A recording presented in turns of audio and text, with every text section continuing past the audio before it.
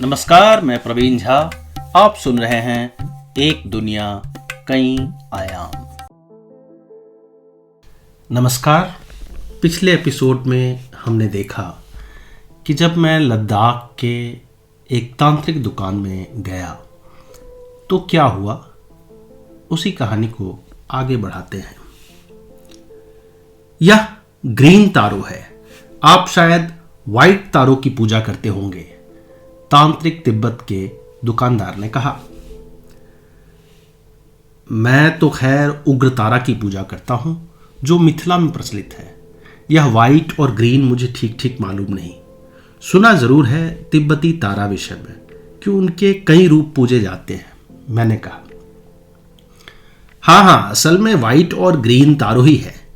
सफेद तारों के साथ में खुला हुआ लोटस है और वह पद्मासन में बैठी रहती है। उनका एक तीसरा आंख भी है। ग्रीन तारों के हाथ में बंद लोटस है। उनका एक पैर हैंगिंग रहता है, जैसे इसमें देखिए, उन्होंने कहा। मुसलमान होने के बावजूद व्यापारी रूप में बौद्ध तंत्र की उनकी समझ ठीक ठाक थी। इससे पहले भी मैंने कुछ मूर्तियां देखी थी, मगर यह कांसे की बनी मूर्ति थी। नक्काशी पुरानी और बेहतर थी। मुझे यह भी शुभा हो रहा था कि इसके बेस पर कुछ चिपका हुआ था जो उखड़ गया है। मैंने पूछा, इस मूर्ति की कीमत बताएं और खासियत बताएं, क्योंकि मैंने इससे बेहतर पॉलिश वाली मूर्तियां देख रखी हैं। देखिए, यह 9,500 की मिलेगी, बाकी दुकानों से कहीं महंगी। वजह है कि ये सीधे तिब्बत से आई है, लोकल नहीं है। सीधे तिब्बत से, यानी स्मगल होकर? वह फिर मुस्कुराने लगे और मूर्ति मेरे हाथ से लेकर उसकी पीठ में कुछ काले निशान दिखाने लगे। कहा कि यह कहीं और नहीं मिलेगा। खैर, मैं तो संग्रह के मामले में ऐसा व्यक्ति हूं कि न्यूनतम चीजें रखता हूं। बस एक बड़े झोले में या 30 किलो के बैग में जितना सामान हो, उससे ज्यादा भी हो तो उससे डिस्पोज करता चलता हूं। मैं तो किताबें भी रद्दी बाजार में जाके जमा कराता हूं। दुर्लभ मूर्तियां कहां जमा करता फिरूं।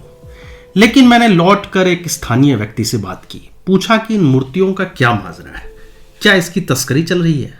उन्होंने कहा, देखिए, लद्दाख के लोग तो सीधे साधे हैं, उनसे तस्करी मुश्किल है। लेकिन ये तिब्बती शरणार्थी कैंप और बढ़ते पर्यटकों के साथ कुछ असली नकली का चक्कर यहां भी आ गया है। मतलब क्या तिब्बती शरणार्थी कैंप के अंदर नकली लोग हैं? नहीं, कैंप में नहीं। कैंप का जो बाजार होता है, वहां सभी तरह के लोग हैं। यानी वे तिब्बत जाकर वहां से मूर्तियां चुरा कर ला रहे हैं? मालूम नहीं। मुझे संतोषप्रद उत्तर नहीं मिला तो एक पान की दुकान ढूंढने निकल गया। पता नहीं क्या चुहल हुई कि लद्दाख में पान खाया जाए। 3 दिशाओं में गया, कुछ लोगों से पूछा। पान की दुकान तो नहीं मिली, किताब की दुकान मिल गई। वहां जर्मन, अंग्रेजी और तिब्बती में सिर्फ लद्दाख पर किताबें थी। एक डैन ब्राउन की नई किताब अपवाद थी। आखिर एक खांटी लद्दाखी व्यक्ति नवांग जेरिंग साक्सपो की किताब हाथ लगी। उस किताब को पलटते हुए पृष्ठ 93 पर लिखा मिला, पर्यटन के खुलने के बाद से ही मूर्तियों की चोरी शुरू हो गई। कुछ भ्रष्ट लोगों ने लद्दाख के गोम्पा यानी बौद्ध मठ से मूर्तियां गायब करनी शुरू कर दी। आखिर 25 जून 1984 को दुकानदारों से यह समझौता हुआ कि कोई भी व्यक्ति लद्दाख में बौद्ध मूर्तियों या ग्रंथों की बिक्री नहीं करेगा। वह आगे लिखते हैं कि समझौते की अनदेखी होती रही और मूर्तियां गायब होती रही। आज लद्दाख में धड़ल्ले मूर्तियां बेची जा रही हैं। भला आप कैसे रोक लगाएंगे? देश विदेश के पर्यटक यही खरीदने तो आते हैं। इस विषय पर मुझे दोरजी साहब ने एक बात कही थी। देखिए, लद्दाख में भी भूटान पर्यटन मॉडल लाना चाहिए। वहां हर बिक्री नियंत्रित है, हर चीज का रेट फिक्स है। यहां तो यह हाल है कि लोग 5,000 में -30 डिग्री पर 4,000 मीटर ऊंचाई पर ट्रैकिंग करा रहे हैं और खाने को दे रहे हैं मैगी। इतनी गला काट प्रतियोगिता है कि वे भी क्या करें। वे डील नहीं देंगे तो कोई और मैगी डील दे देगा। आप तो डॉक्टर हैं, जानते होंगे कि प्रोटीन की जरूरत है, मिनरल की जरूरत है। मैगी खाकर कोई पहाड़ चढ़ता है क्या? खैर, अब यहां से कहानी आगे बढ़ाता हूं। मेघालय की तरह ही लद्दाख में भी एक आदर्श ग्राम मिला, जिसकी प्रवेश सड़क पर ही मॉडल विलेज की पट्टिका लगी थी। किंतु यह मॉडल तो कतई नहीं था। अति पर्यटन की वजह से सड़क पूरी तरह टूटकर धंस चुकी थी और गांव का चौराहा गाड़ियों से ब्लॉक हो चुका था। इससे कहीं बेहतर लद्दाख के वे गांव लगे जिनके नाम की पट्टी सड़क पर लगी रहती मगर गांव नहीं दिखती। गौर करने पर एक पतली कच्ची सड़क नीचे घाटी में उतरती हुई दिखती। उस पगडंडी पर लिखा होता कि गांव 4 किलोमीटर पर है। जब हम वहां पहुंचते तो मरुभूमि में उपवन की तरह अचानक एप्रिकॉट से लदे पेड़, छोटे बांस जैसे पौधे, शलजम आदि दिखने लग जाते। उनके घरों की छत पर हरी घास काट कर रखी होती। मैंने पूछा, यह हरी घास छत पर उगाने का सिस्टम तो नॉर्वे में भी है। इससे घर ठंड में गर्म और गर्मी में ठंडे रहते हैं। मेरे गाड़ी चालक ने कहा, नहीं नहीं सर जी, ये तो गर्मी में घास काट कर ऊपर रखा है, जब ठंडा होगा तो जानवर को खिलाने के लिए। अच्छा, पुआल की तरह। और ये एप्रिकॉट, बस यहां पे यही फल है, कोई अनाज या आलू नहीं होता है? अभी तो लद्दाख धीरे धीरे 100% अपना सब्जी उगाने लगा है सर जी। ग्रीन हाउस लगा के ऊपर जो पहाड़ से बर्फ मेल्ट होकर आता है उसका पानी का पाइप लग गया है सिंचाई के लिए। अभी आलू, गोभी, टमाटर सब इधर ही होगा, कोई बाहर से नहीं आएगा। अच्छा, तो ठंड में क्या करेंगे आप? ठंड के लिए इधर इंडियन आर्मी बड़ा बड़ा कोल्ड स्टोरेज बनाया है। उनको कारगिल, सियाचिन सब बॉर्डर के लिए सप्लाई चाहिए। हमारा भी सब्जी उधर ही स्टोर होता है। इधर का खेती से उनका भी सप्लाई तो अच्छा रहेगा ना सर जी। यह एक अलग ही पहलू है। लद्दाख भारतीय सेना की एक विशाल छावनी नजर आती है। हर जगह सेना की ट्रकें रैपलिंग करते, दौड़ लगाते या कोई कार्यक्रम करते फौजी दिख जाएंगे। यहाँ की सभी मुख्य सड़कें प्रोजेक्ट विजयक ने बनाई या मेंटेन कर रही है, जो सेना की सीमा सड़क संगठन संभालती है। इन सड़कों के लिए भारतीय सेना की इंजीनियरिंग विंग का धन्यवाद देना चाहिए, जो कठिन पहाड़ों, ग्लेशियरों और दर्रों से रास्ते बना रही है। सड़क के हर आधे किलोमीटर पर आपको एक नारा मिल जाएगा, जैसे कारगिल से कन्याकुमारी भारत एक है, नुब्रा से निकोबार भारत एक है। आप जोश में एक्सेलरेटर पर पांव देंगे तो अगला नारा मिलेगा, घाटी का आनंद लें, स्पीड का नहीं, या डोंट बी ए गामा इन लैंड ऑफ लामा। यूं लगता है जैसे हम भी सेना के किसी ऑपरेशन में हैं और कदम कदम पर निर्देश मिल रहे हैं। एक स्थान पर सेना की भारी भरकम वाहनों का काफिला आ रहा था और हमारी गाड़ी रोक दी गई थी ताकि वे सुविधा से दाएं छावनी की ओर जा सके। हमारी गाड़ी के ठीक सामने एक जवान यह प्रक्रिया करवा रहे थे। वह गाड़ी को दाएं हाथ दिखाते, कदम की थाप के साथ एक सैल्यूट मारते, फिर अगली गाड़ी आती। 2-3 गाड़ियां निकलने के बाद चौथी गाड़ी में मेरा भी हाथ स्वतः सैल्यूट मुद्रा में चला गया। ये लोग सब सियाचिन जाएंगे सर जी, अभी आगे सप्लाई के लिए एक बार रुकेंगे बस, ये सियाचिन वॉरियर्स हैं, मेरे चालक ने कहा। उनकी चर्चा में आगे कुछ विस्तार से करूंगा। फिलहाल तो मैं वापस उस आदर्श ग्राम अलची में लौटता हूं जहां से यह बात निकली थी। अलची गांव में एक प्राचीन बौद्ध मठ है, लगभग 1000 वर्ष पुराना। बल्कि अगर यह जानना है कि लद्दाख तिब्बत में बौद्ध आए कैसे, तो यह गांव एक अच्छी शुरुआत है। मठ का द्वार उस वक्त बंद था, शायद उनका भी लंच टाइम होता हो। मैं भी भोजन के लिए एक ठौर देखने लगा। यूं तो कई थे, मगर एक बांस की बनी रसोई पर ध्यान गया, जिसे 4-5 महिलाएं चला रही थी और अंदर कुछ विदेशी बैठे थे। मैंने पूछा, मोमो होगा आपके पास? उनकी सबसे वरिष्ठ और अति व्यस्त महिला ने कहा, मोक है। वह मोमो ही है। हाँ, मोमो आप लोग बोलता है, मोक इज रियल नेम। मटन का, मोक मटन का होता है। होता तो कई चीजों का है, मैंने कहा। दैट्स नॉट मोक, लोग तो कुछ भी बना लेता है, उन्होंने अकड़ कर कहा। मैंने मन ही मन तंज कसा कि यह कोई लद्दाखी अस्मिता की झंडा बरदार लगती है। ऑर्डर देकर खाने बैठा तो देखा उन महिला की तस्वीर उन महिला की तस्वीर देश के प्रधानमंत्री नरेंद्र मोदी और राष्ट्रपति रामनाथ कोविंद दोनों के साथ थी। साथ ही स्मृति ईरानी के साथ नारी शक्ति पुरस्कार का प्रमाण पत्र लिए फोटो थी। मैंने सोचा कि इस गांव में मामूली रसोई चलाने वाली में ऐसा क्या है। वह महिला भागती हुई स्वयं ऑर्डर लेती जा रही थी। कभी गैस के 4 चूल्हों में एक पर करछू चला आती, कभी एप्रिकोट का जूस बनाने लगती, हिसाब किताब करती, बिल बनाती। सामने लद्दाख फूड फेस्टिवल का पोस्टर लगा था जिसे वह स्वयं ऑर्गेनाइज करने वाली है। एक पोस्टर यह लगा था कि उनकी कमाई का 5% विकलांगों को जाएगा। एक तस्वीर स्कूल की लगी थी जिसमें वह कोई भाषण दे रही थी या उद्घाटन कर रही थी। जब वह भोजन लेकर मेरी तरफ बढ़ने लगी, मैं स्वतः उठकर खड़ा हो गया। सैल्यूट तो नहीं किया, मगर आगे बढ़कर उनके हाथ से थाली ले ली। उनका नाम था निल्जा वांगमो। अगर यहां 1 साल बिताया तो भी बुद्धिज्म का 1% से भी कम समझेंगे। Every dot has a meaning. Problem यह है कि बताने वाला सही आदमी इंडिया में नहीं है। अच्छे अच्छे एक्सपर्ट इंडिया से बाहर हैं। एक कनाडा के एक्सपर्ट हैं जिनका डिकेड्स ऑफ रिसर्च है। वह आते हैं तो 1 महीना रुकते हैं। उनके साथ घूमने में, समझने में, एक्सप्लेन करने में अच्छा लगता है। बाकी तो टूरिस्ट है, फोटो खींच के चले जाएंगे, इंस्टाग्राम पर डालेंगे, उसमें बुद्धिज्म कहाँ है।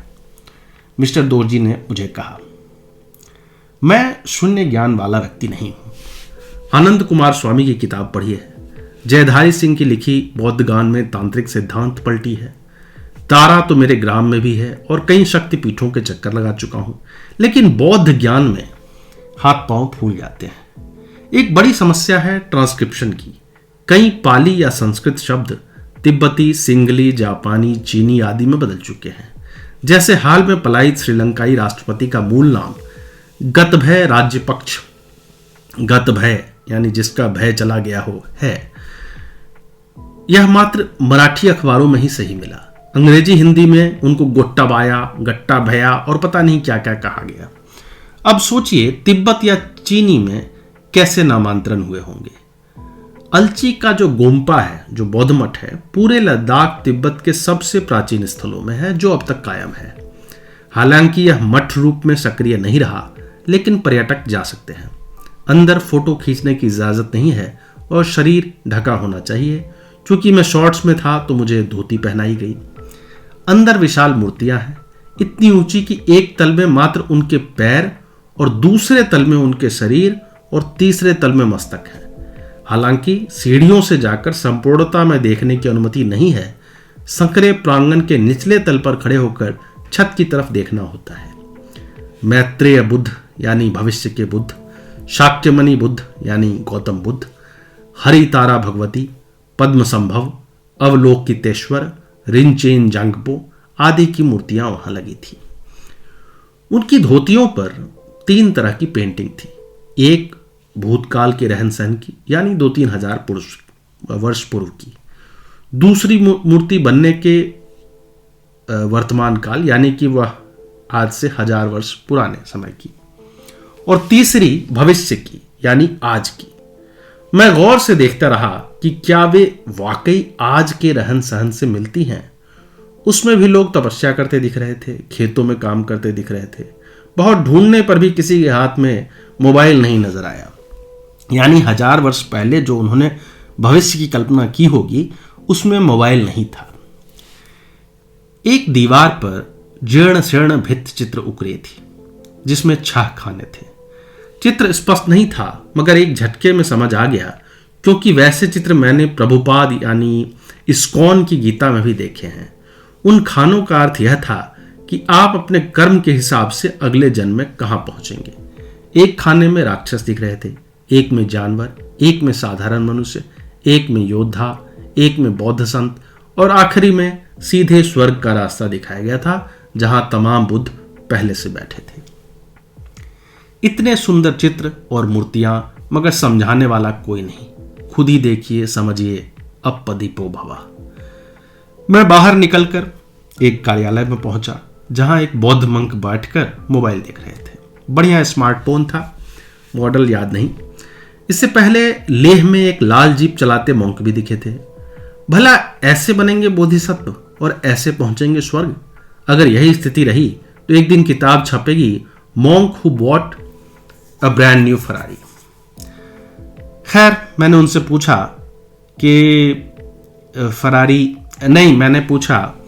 कि अंदर मंदिर में बुद्धत्व पाने के रास्ते दिखाए थे और एक मूर्ति के हाथ में पीला अस्त्र दिख रहा था। यह कुछ समझ में नहीं आया। बुद्ध के हाथ में तलवार देख के मैं थोड़ा चौंक गया था। यह प्रश्न मैंने पूंजीवादी तरीका अपनाते हुए 3 स्मृति वस्तु यानी सोवेनिर वहां से खरीद कर पूछा था और एक सचित्र पुस्तक उनके सामने ही पलट रहा था। उन्होंने कहा, वह स्वॉर्ड है, तलवार है, अपने अंदर के डेविल को मारने के लिए। मैंने पूछा, स्वॉर्ड है या वज्र है? उन्होंने कहा, बैठिए, let me explain. Alchi Vajrayana का सबसे पुराना सेंटर है। यहीं से वो हिमालय के साथ साथ ईस्ट तक गया। अंदर अवलोकितेश्वर के हाथ में वज्र है। आप अलची पर यह बुक पढ़िए, इसमें सब लिखा है। बौद्ध संत ने मेरे द्वारा पलटे जा रहे किताब को देखकर कहा। मैंने वह किताब नहीं ली क्योंकि उसमें वही तस्वीरें थी जो अंदर मंदिर में थी। वह किसी विदेशी लेखक की कॉफी टेबल बुक थी। मुझे फोटोग्राफी का ना शौक है ना निपुणता है। 2 मशहूर नोबेल पुरस्कृत यायावर कभी भी तस्वीरें लेते नहीं थे। एक ने लिखा था, अगर लेते तो न यात्रा ठीक से कर पाते न चीजों को ठीक से देख पाते। हालांकि मोबाइल युग में 2-4 आड़ी तिरछी तस्वीरें ले लेना चाहिए, लेकिन मैं खुद इस प्रवृत्ति का बहुत हिमायती नहीं। मेरे पास जो किताब पहले से थी उसके अनुसार अगर बिना भारी भरकम शब्दों के पूरी प्रक्रिया देखें तो मामला कुछ यूं लगता है। गौतम बुद्ध ने देशाटन कर अपने विचार रखे और एक दिन वह चले गए। उसके बाद उनके शिष्यों के मध्य खींचतान शुरू हुई कि आगे क्या, वे बुद्धत्व या प्रबोधन कैसे हासिल करें, बौद्ध प्रचार कैसे किया जाए, उसका डिजाइन क्या हो। जो बुद्ध के परम शिष्य थे और जिन्होंने उनको समझा था, उनका कहना था, हम सबको अपनी राह स्वयं बनानी होगी। हमारे दुखों के निर्वाण के लिए कोई ईश्वर, कोई दैवीय शक्ति या स्वयं बुद्ध नहीं आने वाले हैं। हम कोई ग्रंथ, मंत्र या बुद्ध की मूर्ति की उपासना नहीं करेंगे। हमें अपने कर्मों और बुद्ध की शिक्षा से ही प्रबोधन का मार्ग मिलेगा। तकनीकी रूप से ये अनिश्वरवादी बुद्ध के सबसे करीब लगते हैं, मगर कालांतर में इनकी प्रबोधन की गाड़ी यानी यान हीन यान कहलाने लगी। सबसे निचले तबके की धीमी खटारा बैलगाड़ी जिससे कभी निर्वाण नहीं पाया जा सकता। दूसरा समूह जो अधिक शक्तिशाली हुआ, उन्होंने जगह जगह बुद्ध की मूर्तियां स्थापित करनी शुरू की। बौद्ध स्तूपों और प्रतीकों की रेल लगा दी। पाली में बुद्ध की शिक्षाओं को लिखा और प्रचारित किया। राजाओं को मोबिलाइज किया। इन्होंने बुद्ध के साथ साथ अन्य सनातनी देवी देवताओं को भी स्थान दिया और एक पूरा सिस्टम बनाया। यहां तक कि बुद्ध के पूर्व और आने वाले अवतारों की भी घोषणा शुरू कर दी। इनका मानना था कि यह एक लंबी प्रक्रिया है जिसके लिए कई जन्म लेने पड़ सकते हैं। हमें बस बौद्ध मार्ग पर आजीवन चलते जाना है। यह चमकदार लुभावनी मर्सिडीज गाड़ी कहलाई महायान। ये बुद्ध की मूर्ति पूजा और कर्मकांड विरोध को पूरी तरह किनारे करते हुए इतनी विशाल मूर्तियां बनवाने लगे कि 4 कोस से ही बुद्ध दिखाई पड़ जाए। लेकिन वह महानिर्वाण न किसी को बैलगाड़ी से मिला, न मर्सिडीज से मिला। न जाने कितनों ने बुद्ध मार्ग अपनाया, किंतु दूसरे बुद्ध तो आज तक कोई नहीं बन सके। महायान भी आखिर कई जन्मों का मामला था। कोई ऐसा शॉर्टकट मिल जाए कि इसी जन्म में निर्वाण मिल जाए। फिर आए पद्म संभव। तिब्बती लोगों के लिए वही दूसरे बुद्ध हैं। उन्होंने बाल्टिस्तान और लद्दाख के वीराने में तपस्या कर कुछ जादुई ज्ञान हासिल किया। जैसे इंद्र के वज्र से बिजली कड़कते ही बारिश हो जाती है, उस गति से निर्वाण पाने का ट्रिक। उसमें अपने शरीर के कुंडलियों का यंत्र था, मंडलों का तंत्र था और ओम हूम ह्रीम जैसे कॉस्मिक ध्वनियों का मंत्र था। इससे एक ही जन्म में निर्वाण हासिल किया जा सकता था। यह तेज भागती व्रूम व्रूम करती फेरारी गाड़ी कहलाई वज्रयान। यह इसी अलची से, यानी जो लद्दाख में जो जगह थी, वहां से तिब्बत, चीन, नेपाल होती हुई अरुणाचल तक पहुंच गई कुछ मानते हैं कि मंगोलिया और साइबेरिया के शामन तंत्र भी इन्हीं से प्रेरित है, जो आर्कटिक सर्किल में घूमते रहे थे। तो जो हीनयान, महायान, वज्रयान, जिसकी उपमा मैंने बैलगाड़ी, मर्सिडीज और फेरारी से दी है, ये सरलता के लिए मैंने किया है। इस तरह से आप मन में बिठा ले, ये मैं नहीं चाहूँगा। अन्यथा बौद्ध दर्शन के भारी भरकम शब्द सर घुमा देते हैं, इसलिए मैंने ऐसे प्रयोग किए हैं। लद्दाख में एक मशहूर गुरुद्वारा भी है, पत्थर साहिब। इसे भारतीय सेना संचालित और व्यवस्थित रखती है।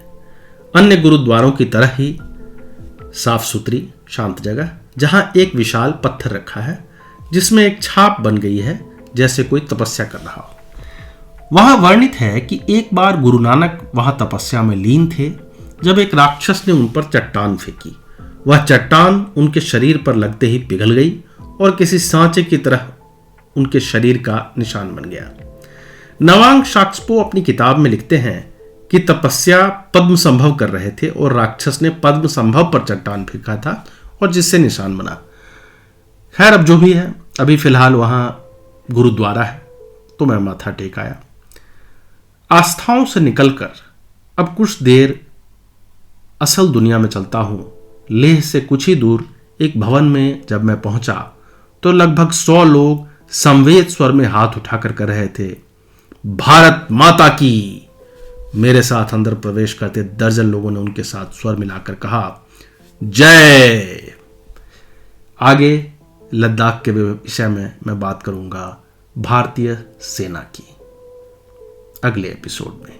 धन्यवाद।